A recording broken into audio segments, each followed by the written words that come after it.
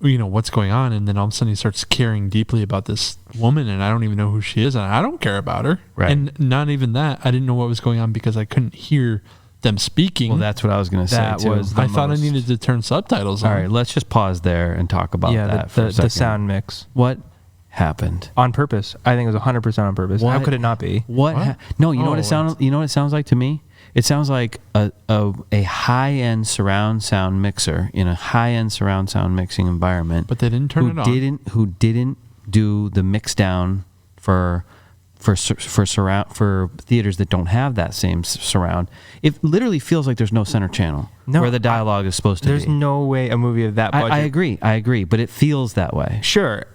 That might be the outcome, of the experience, is that someone mixed it improperly, but these people didn't. They knew exactly what they were doing. I mean, what is exactly what you're doing when the background Foley is at the same level of your dialogue? That's not intentional. That's you think, but you honestly think that the people working on that movie, because different technologies like DTS, whatever, different Dolby. It feels like they just got into it and then they got time crunched, or they were just trying to release it or something, and it just. Well, remember when you were telling me purpose? What happened when you saw Interstellar? Like Christopher Nolan does this on purpose. This is a thing that he does. So this is actually really funny. I was telling John, the guy I watched the movie with last night, this story. When I saw Interstellar back in 2014, I saw it in IMAX, and basically the same concept and story of this movie, by the way, in terms of the big picture. Humans destroy the Earth. They need to manipulate time in order to try to save it. That's basically the concept of Tenet, and then Interstellar.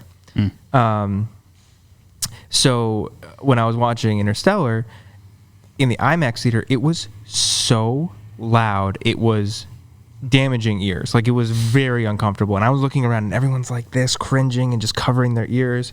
And this is going to be my thing on this show. I'm going to pull up my old emails. So you have emailed Christopher Nolan and said, "I don't, buddy. Hey, Chris, what? I don't like your movie." It's funny because that it actually,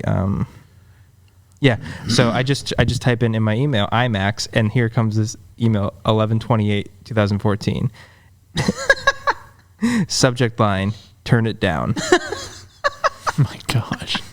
I said, watching Interstellar as we speak. It's way too loud. Everyone has their hands over their ears, and it's not enjoyable. Turn it down. Thanks. Who are you emailing? IMAXinfo@natick@jordans.com. Did you send that in the middle of the movie? In the middle of the movie. Never. And so look at this. 3 minutes later, I get a response, still sitting in the theater. Hey, Cody, thank you for your email. You may not see this until the end of the movie, but I've lowered the volume to -3 dB, which is the lowest I have access to do manually. Wow. IMAX has presets for audio, and we are not permitted to adjust the volume at all. I cannot believe you actually got through. Except by specific guest requests, so thank you for making this request. Unfortunately, IMAX has held us strictly to preset audio levels as they were selected by the filmmakers. Yeah, that's true. And they have requested it to not be altered in any way. At the end of the credits, you'll see an email address, blah, blah, blah. So the point is that they have contractual obligations with the production houses, the filmmakers, to keep the volume at a certain level.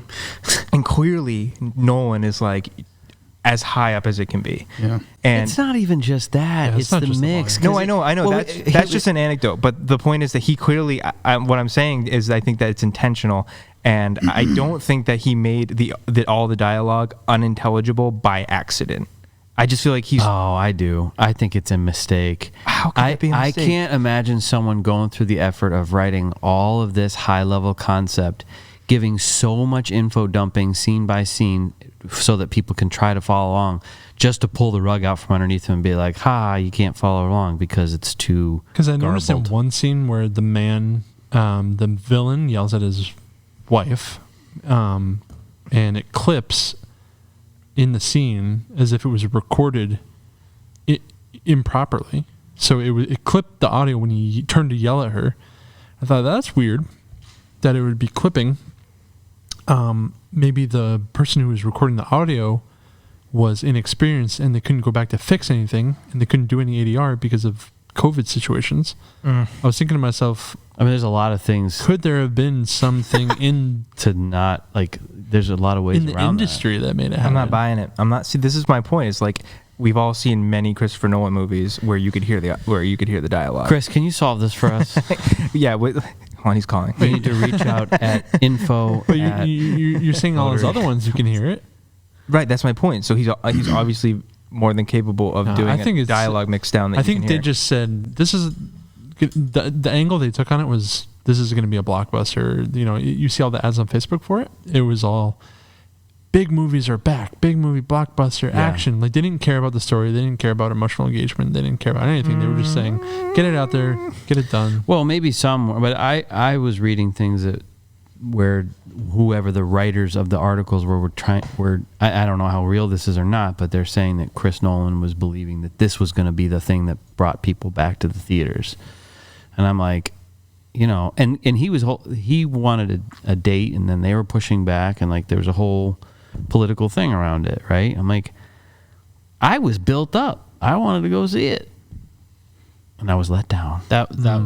So what did you like, subscribe, hit the bell, you know, right here, point, like just yeah, slap that subscribe, smack it, smash it, subscribe, smash that.